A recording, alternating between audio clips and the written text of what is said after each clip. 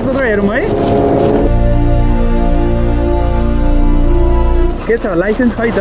Bill book त ठिक छ, लाइसेन्स खै? सर लाइसेन्स पनि चाहिन्छ र यसको लागि यो चलाउँदाखेरि लाइसेन्स त चाहिहाल्छ नि। यो जुनसुकै सवारी साधन चलाउँदाखेरि पनि हाम्रो यातायात व्यवस्था ऐनले चाहिँ यो सवारी साधनका लागि वर्गीकरण गर्दै हुन्छ के लाइसेन्सहरू।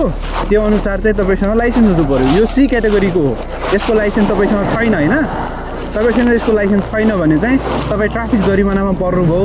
तपाईँलाई चाहिँ सवारी चालक अनुमति पत्र प्राप्त नगरेको भनेर ऐनले चाहिँ 2000सम्म जरिमाना तोकिदिएको छ। आज त्यही जरिमानामा पर्नुभयो तपाईँ। ऐन अनुसारको जरिमाना हुन्छ। अहिले जरिमाना काटिदिन्छौँ। जरिमाना काटिसकेपछि चाहिँ तपाईँले एकजना यो सी क्याटेगोरीको लाइसेन्स भएको सवारी चालक चाहिन्छ यो गाडी बुझेर लानलाई। तपाईँले जरिमाना काटिसकेपछि तपाईँले पाउने होइन है। अहिले तपाईँ जरिमानामा पर्नुभयो होला थाहा त अन्त। तपाईँ यिनको जरिमाना काटिदिनु लाइसेन्स नभएकोमा के हुन्छ नियमअनुसारको जरिमाना काटिदिनु है।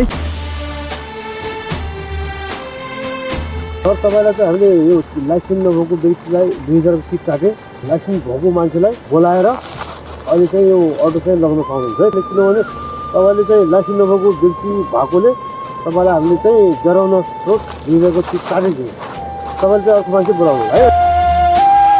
सिट त काटिदिनु भयो, अन्य सब कुरा केही बुझ्न सक्छु म। त्यो गल्तीको चाहिँ जरिमाना काट्नुभयो होइन। यो मेनली 6 लेनमा चलाउँदाखेरि चाहिँ तपाईँ जुन दाहिने लेनबाट आउनु भएको थियो त्यो दाहिने लेन प्रयोग नगर्नु होला। तपाईँ स्लो मुभिङ भेहिकल हो, पिक एन्ड ड्रप गर्नुहुन्छ, बायाँ लेन युज गर्नु होला। त्यस्तो लागेको अवस्थामा चाहिँ फग लाइट बालिदिनु होला। फग लाइट बाल्दाखेरि चाहिँ अलिक भिजिबिलिटी बढी देखिन्छ, त्यसले दुर्घटना हुन सक्ने सम्भावना कम हुन्छ। अनि तपाईँले यो रातो प्लेट छ भाडा प्रयोजनका लागि किन्नु भएको होला, यो चाँडै कालो प्लेट बनाउनु होला।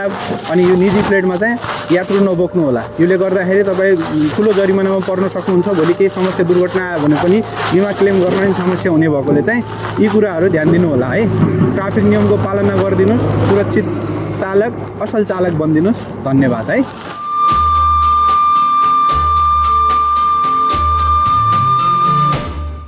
जय नेपाल।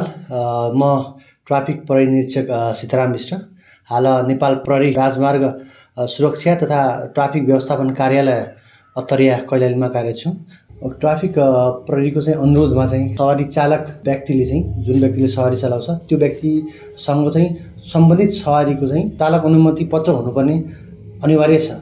त्यस्तो नभएको खण्डमा यदि व्यक्तिसँग सवारी चालक अनुमति पत्र नभएको खण्डमा नेपालको कानुनले निजलाई उसको चाहिँ मनसाय वा उद्देश्य उसको गरेको कसुरको अवस्था हेरेर जन्मकैददेखि लिएर 3 वर्षदेखि 10 वर्ष कैद सजायदेखि लिएर विभिन्न किसिमका कानुनी प्रावधानहरूको चाहिँ व्यवस्था गरेको छ।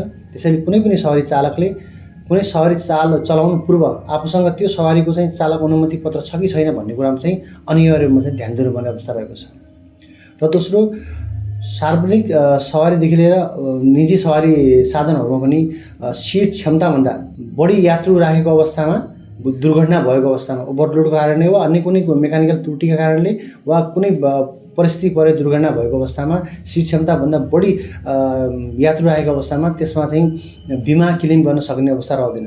र अर्को कुरा कहिले पनि no drink no drive, drink गरेर चाहिँ कहिले पनि ड्राइभ नगर्नुहोस्। सवारी दुर्घटना घटेको अवस्थामा टोल फ्री नम्बर 103 मा जानकारी गराउन अनुरोध गर्दछौँ। सडक दुर्घटना सडक सुरक्षा हामी सबैको जिम्मेवारी। धन्यवाद। जय नेपाल।